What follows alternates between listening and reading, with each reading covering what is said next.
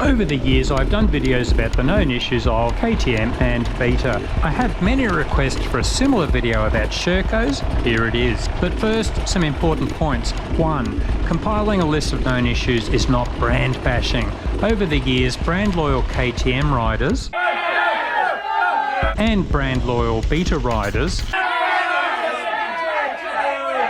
have issued a fatwa against me for daring to criticise their bikes. Look, all the European bikes are good nowadays and are better than 98% of us will ever be. But they also have their known issues. 2. A known issue does not happen to every bike. For example, the main bearing failures on Beta 2-strokes, probably only around 5%. And it's probably a similar rate for the KTM TPI bikes seizing. It will be the same for these Sherco known issues. They don't happen to every rider. 3. Quite a few of the known issues have been fixed, but I'm including older issues for anyone who might be buying an older Sherco model. Okay, one of the biggest issues is the 2-strokes run too rich in many countries. Problems can vary from lack of grunt to lots of spooge to fouling plugs. Some riders have used Sherco's recommend jetting, but say it's still too rich. Some experiment with different needles, others just go for an aftermarket jetting kit. Some dealers are even setting the bikes up properly for their local area.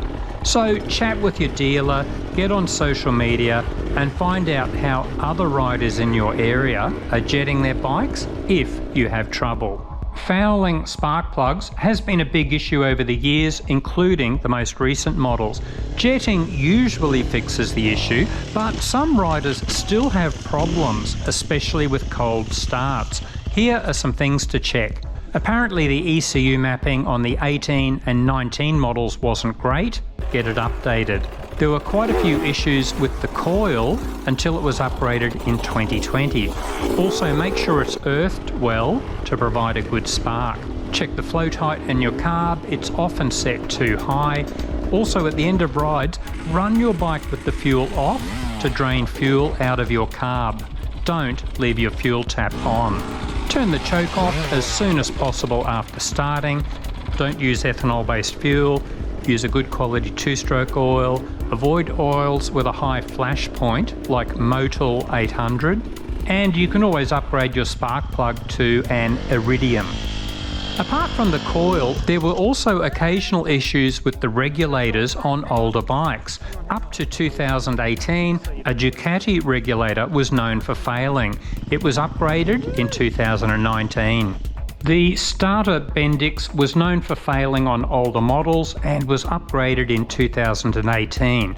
A few riders still think it's a bit fragile and avoid overworking the starter. The clutch. Some riders find the clutch pull too hard, at least compared to KTM's and more recent Betas. In 2021, a different clutch master cylinder made it a bit softer. An easy fix is adding washers or changing to lighter KTM springs. See our video for more information. If your gear lever is not returning to its normal position, you have probably broken the shift centering spring. It's only a $5 part, but very expensive and time consuming if you get the shop to fix it. I don't know how often it happens, but it's definitely a known issue. Just treat your gearbox nicely. Always keep your boot away from the lever after you've changed gear. Apparently the seal on the Airbox wasn't great on earlier models. Some say it's still not great on recent models, and it pays to check. Clean me. While we're talking about dust, Sherco uses an electronic idle control. If you regularly ride in dust, the idle speed stepper motor can get very dirty and possibly cause flameouts and weird idling speeds. It should be cleaned at least every 20 hours. The mount for the fuel tank. It's often hard to get this bolt in, and in at least one case it actually cracked the fuel tank. Apparently Sherco stopped putting a bolt in for the 2020 models and have just used a plastic trim button instead. Suspension. Plenty of guys love the Sherco suspension, but in the hard enduro scene, quite a few have not been happy with the KYB setup and had them revalved. When riders rave about KYB suspension, they are usually referring to the Triple S version with Yamaha's own tuning, often seen as the holy grail in suspension. Sherco use their own variation, and many are very happy with it, but quite a few racers are expecting the Triple S variant, and it ain't that.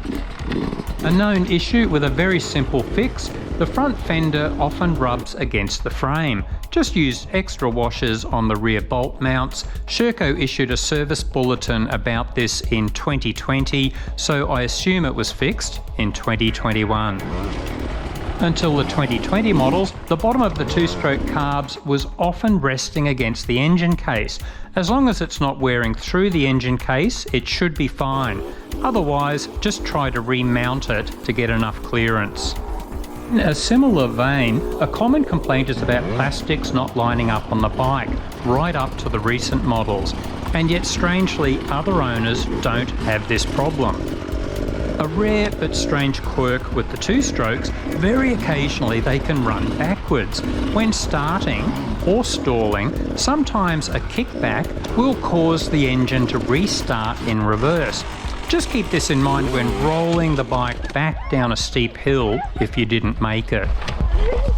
I also spoke with guys in the hard enduro scene and collected these other comments, but I couldn't get enough evidence to list them as definite known issues, so I'll just leave them here for you to check. Do you own a Sherco? Have you hit any of these problems? Do you like the bike? I have ridden quite a few over the years and been impressed. It's always good to have more choice and competition.